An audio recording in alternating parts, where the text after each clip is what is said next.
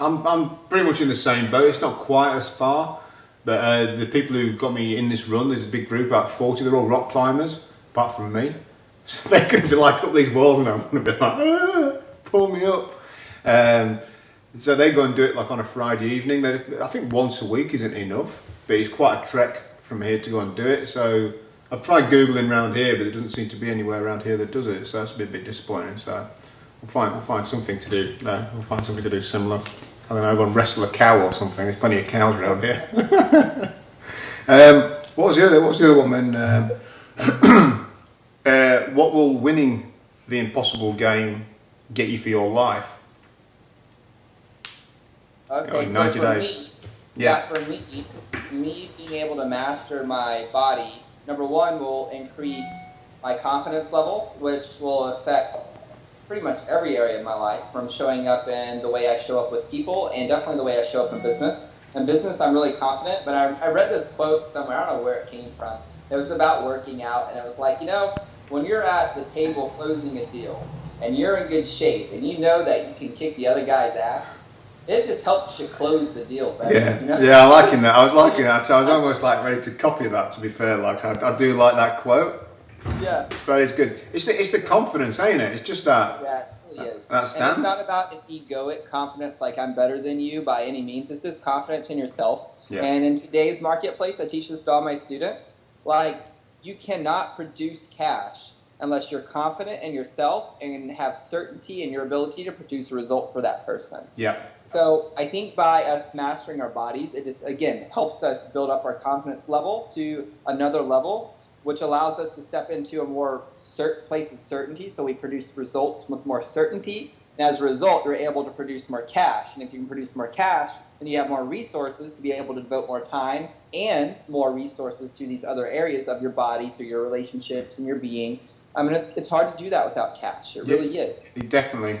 Like I said, the four really link in together really well, don't they? Like I said, the questions are brilliant. They're going, well, I need some cash for that. I need some more resources for that. I need, some more training. So therefore, it comes back down to cash again, doesn't it? So, but without actually having that confidence in yourself, which is the being, in the body, then you can't show up well in your business. So it's great. I'm impressed with the thing. It's also this idea of just level of happiness, because there's several guys in our group that are in the forum, and they're like, guys, I'm on track to do $200,000 this year. This is not about making money to me. Like, I don't need any more money. No. I'm at a place where I'm just not happy. And for years now, I'm like, I'm going to increase my income another $5,000 a month, another $10,000, another $15,000, another $20,000 a month. But I'm just not happy. No. So they have resources, but by not being balanced and in being in their body, they're not happy. So I think it's really important for us to look at, what does it really take to be happy? Yeah. You can have all the money, but if you're not spending here, you're not going to be happy. You could have all the time to do all the other three areas, but if you don't have the cash, you're not happy. So it's this balanced approach to life, which I think is really cool about most definitely. I can really relate to that, and I'll probably put that in the story. When I'm doing the story for the university, is because obviously I had a job in construction and I was earning anything like £800, £1,200, £1,300 a week. I had a £30,000 car and designer clothes and nice house and all this kind of stuff. But I wasn't happy at all. I was consistently looking outside of myself to please myself, and spending cash and getting even more debt and all the case. But I wasn't being. Nowhere near, and then when it all went tits up, I stepped right into freedom, and I was definitely in being then. I was trying to find myself, but there was no cash coming in, and then when all the cash disappeared and some, it place of scarcity. It's just a real roller coaster, and you definitely need balance, because my body suffered then as well, because I wasn't eating correctly and all that kind of stuff. So, in the business, I just don't have the confidence in the business because I need the cash. So it's definitely across all four elements of that. So most definitely. The thing about the body thing for me, what it's going to get for me, I'll basically put it'll increase my confidence by being in the best shape of my life at 42. Because in 90 days time, I'll have just tipped over to the age of 42. I mean, what I mean? That's people go, oh, I'm 40 now, my life's kind of over. It's just starting to begin for me, and I do believe I can be the best shape of my life at the age of 42. It did give me confidence in my relationship, fitness, energy levels. It allowed me to be more energetic inside of my business, and it allowed me to be in a peak state to align with myself as well. 'Cause, you know, I think basically when I was at a Tony Robbins event last March, I had a real kind of like they do a thing like a Dickens process, which is basically going like inside of yourself, and everybody's doing this thing about babies and stuff, but I kind of went off on a tangent, and I was having this conversation with my soul. You know, I won't too much here because I don't want to sound too woo woo, but I was having this conversation with my soul, and I'm going, wow, you know, like, you've been there for me all this time, you know, when I was going for some real crap like 5-6 years ago, and you never asked for anything from me. And it was a real emotional moment that I was kind of like talking to my inner self, and I'm thinking, because you're the person who's been keeping me alive all this time. Shit, I owe you everything. You've never asked for anything for me. And it was a real, like, proper, really emotional moment. And I was like, right, dude. You know, it's like I'm like talking to my soul, calling him like dude in my head. I'm going to look after you now.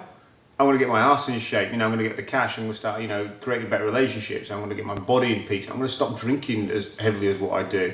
You know, and I was really stoked about that, and I was really at that tie. And then, you know, as a lot of people do when they go to these events, you get swept into something else again. So this is a real big thing for me to, I think if I respected my body, then I'm respecting the soul, because it looked after me, and I'm now looking after the Right. Does that make sense? Yeah. So the temple that's housed. Yeah.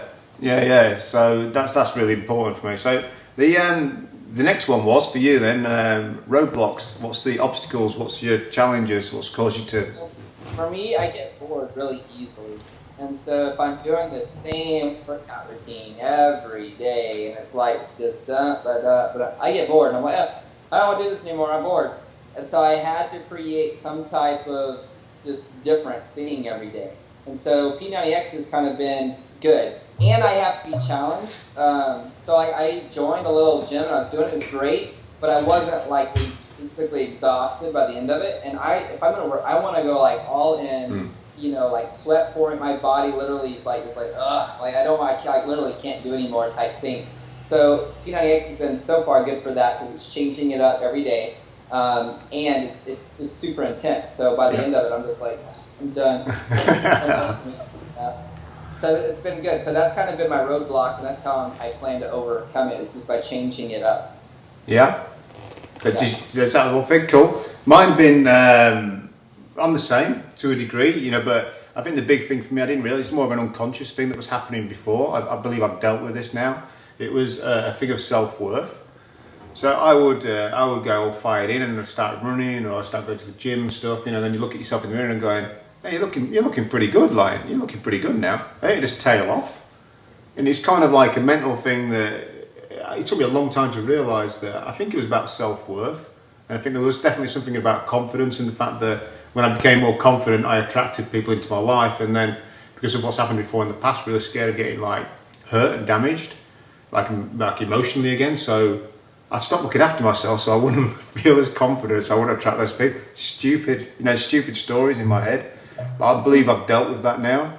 So it is a case of consistency as well, commitment. As I get like you, I get a really great idea and stuff like that. I'm really fired up, and then I drift off. But as soon as I'm doing this with you, and I've got naked on Facebook, and there's people watching it, you know, this is like, I've got to do this shit now. There is no going back. There is no. If I stop doing this, is how big it is for me. If I stop now on this, I might as well just go back to joinery and construction, because I'm a joke. I'm not walking the talk. Who's going to trust in me? Who's going to believe in me? So I have to do this. This is not an option anymore. So. Love it. Yeah, deep, man. Love it. Love it. So that ran down body. So let me ask you, do we want to go to the next one, or do we want to save that until next week, or the next time we get on and Skype, and then break it down then? Yeah. What do you want to do? Well, we have been on here for over 45 minutes. Yeah, I think we're just going to break it down one by one. Yeah, because I don't think anybody's going to want to sit around and watch a 4-hour video. No, most definitely not. No. Is there anything else about the body before you shoot? Or resources? Is there anything you need about resources or anything? Or have we covered it? Well, yeah, the resources for me is just a little bit extra cash flow so I can have my daily meal replacement shakes. I would love to eat more raw foods. I like raw food, you know. So being able to buy the fresh greens and the fresh stuff. My problem is I can go buy it, but I get discouraged because it spoils, because it's just me. So it's hard to buy just like a little bit of food for you, and you buy all of this food, and then it goes bad, and I'm like, oh, this is wasteful. Yeah. And so, you know, it's just... Is that raw food in it? Raw food, you mean, yeah? Mm-hmm. Like fresh greens and fresh fruit and fresh vegetables. You can always freeze. I read somewhere the other day that if you freeze it, it doesn't really deteriorate the veg or the fruit or anything. It doesn't do any like damage to it. You could buy it and then just freeze it. Ah, I haven't ever thought about that. Yeah, that's a good idea. Yeah, and the smoothies. I think it was in the smoothie book. I think it's a bit of a myth that if you buy it and freeze it, somehow the freezing takes away some sort of like neutral element. It doesn't. And they basically said, you know, prep your veg. You know, if you're doing smoothies. Prep your veg and prep your fruit, stick it in like little freezer bags and chuck it in the freezer. Then you just whip it out and just bang it in your smoothies and stuff. What book are you reading? It's Innocent Smoothies. Oh, hang on a second.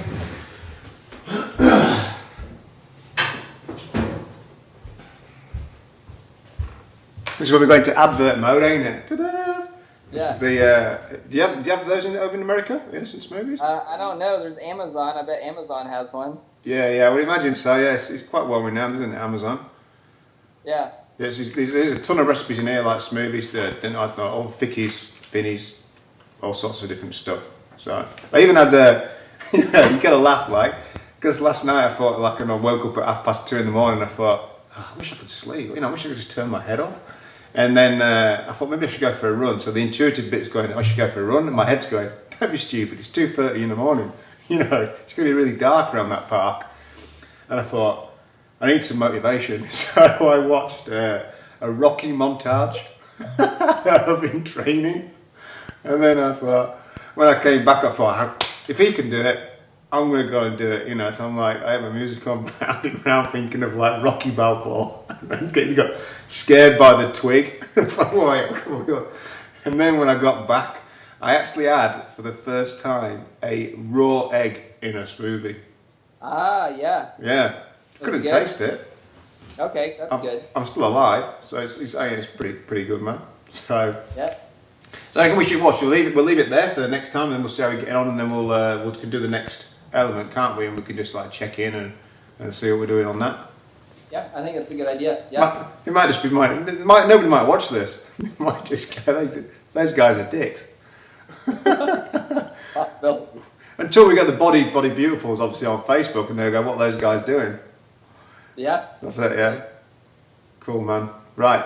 I'll catch you later then, dude. Cool, dude. And do you want to do this like every week, like same time? I reckon so.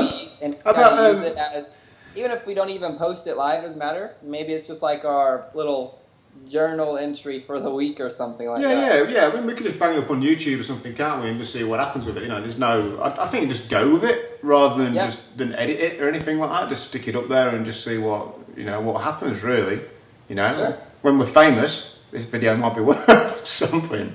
But when I come over and visit you and we're both mowing lawns for a living, it's all good. Mondays or something like that would be cool for me actually. If we could do Mondays, I'm thinking, because the challenge started on a Monday, didn't it? It did, yeah. Yeah. So I thought if we could do Monday, similar sort of time, I think would be. I can do noon on Monday. Which would be. That'd be 6 in your time. Yeah, it'd be alright. Okay. Yeah, we'll do that then, yeah? Yeah. We'll set up as a weekly thing. I think it'll keep us accountable. I know we talk and stuff over messaging and stuff as well, but, you know. Yeah, I'm going to put it as every Monday for now. Cool. Let's see, repeat weekly. Yep, you're in there every week. Excellent. When's our next mastermind group anyway, just off the cuff? It is going to be, hang on, let me finish this date. It's going to be the 25th of June. All right, okay. Yeah, it's pretty much 2 weeks from last Tuesday. Right, okay, yeah, no worries. That all depends on whether I survive this. I don't know if I told you this, is that I went out because we had this challenge.